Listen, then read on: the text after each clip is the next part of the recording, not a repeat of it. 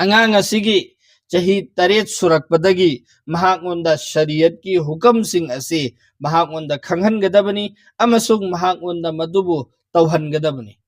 abo chahi tara surakpadagi di zaruri oina mahakonda chahi taret tagi khoina shariat ki akam sing zarur oiba sing mangonda loina khanghan gadami aduga mahakonda tawningai gi them gadabani si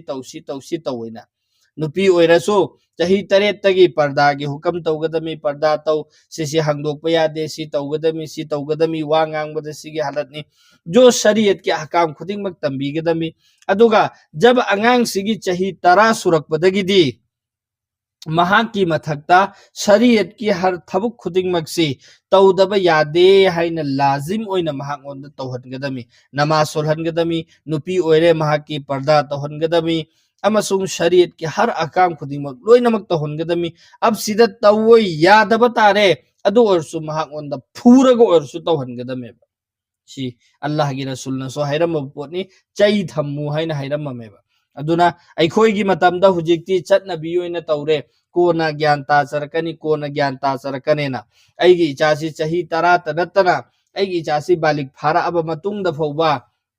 aikhoi mahakonda na namaz ki hukam piribra nupi organa mahakonda parda ki hukam tawde bas jesa tesa mana lairi mong adum laihalliba aduga aikhoi gi wakhanda khalle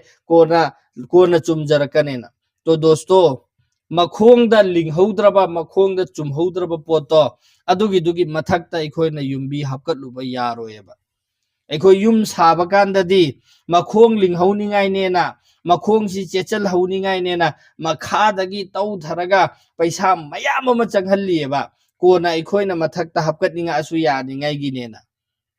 aduga yumdudagi su hena zaruri oiriba aigi ichase sigi sidadi angang oiringai sidagi chahi taretagi chahi tarasidagi jo shariat na hairiba amal tawdab tardi phuro na hairiba se sigi mafam sidana ikhoina khalle kon tawjarakani kona gyan tar a tawjarakani thadu iba bilkul yaroi ngasi ikhoina pi ingai dagi mahaki makhong asi chumna makhong asi majbut ohel haudraba chechal halaudraba kalhaul haudraba kona tawrak patarasu mahakna tawgiduridu tute fute khara datara mapung phaba shariatta chap yungna lepa haibado suoi oithokpa ngamoyeba aduna pi ingai dagi chahi taret tagi tambiba hogadami chahi tara dagi amal tawdaba taragadi adugidu chaiga phuraga amal tawhangadameba to dosto Allah taala na ikhoi khudingmak hendok thoidok na amal gi pangal pi nabibo oisanu